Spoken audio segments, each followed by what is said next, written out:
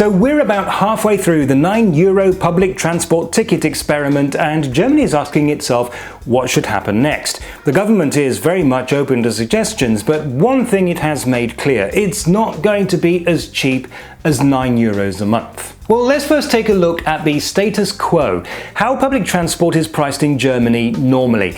This is something that is being increasingly seen as not only expensive, but unnecessarily complicated and confusing. First, the easy part. There is in Germany a distinction between long-distance trains, so Intercity Express, Intercity and Eurocity, and local public transport. The idea is that you normally plan a long journey to a distant city in advance, so you need one type of ticketing system, but for local journeys, like just going into town, you need to be spontaneous and flexible. So local public transport tickets are usually valid not for specific routes at specific times, but for a defined area.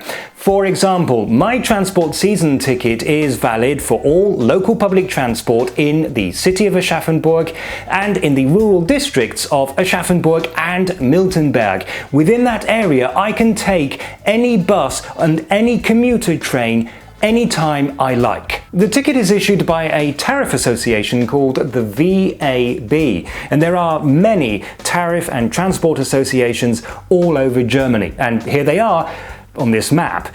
Each area has its own tickets and its own rules, and looking at it like that, it's no wonder people are confused. In reality, it's not really that confusing.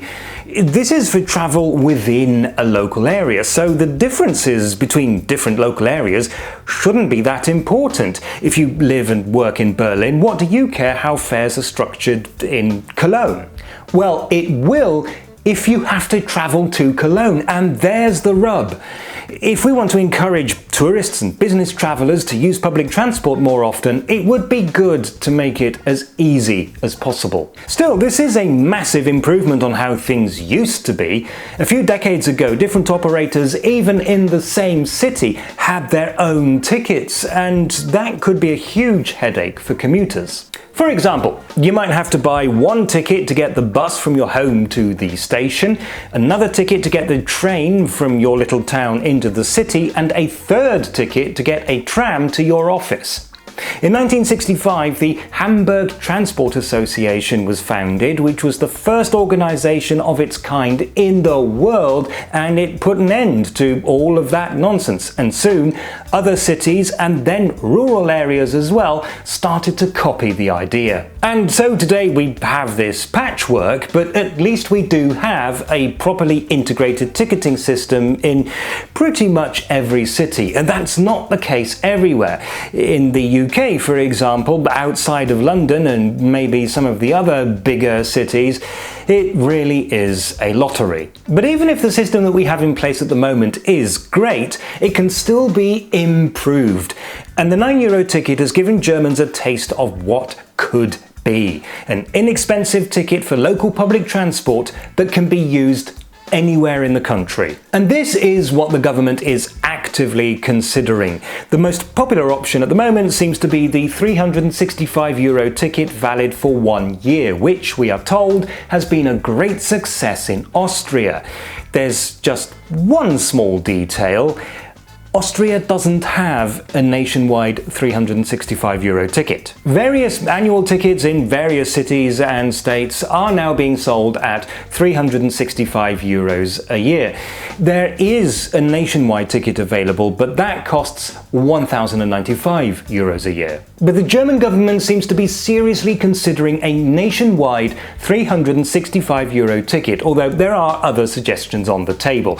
In any case, the Transport Minister has said that he would like to see an end to the confusing patchwork of tariffs. There are some criticisms, however. Although the government has declared the €9 ticket a resounding success, some have said that it's exposed some massive problems in Germany's transport infrastructure that need to be fixed. A €365 ticket would need to be heavily subsidised by the government. But surely, say the critics, that money would be far better invested in fixing and modernising the infrastructure.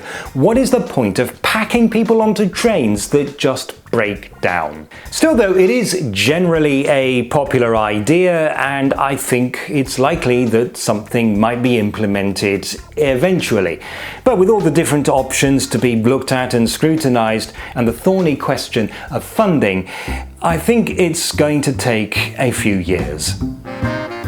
Thank you for watching, and if you haven't already seen it, down there is my video about the first day of the €9 ticket.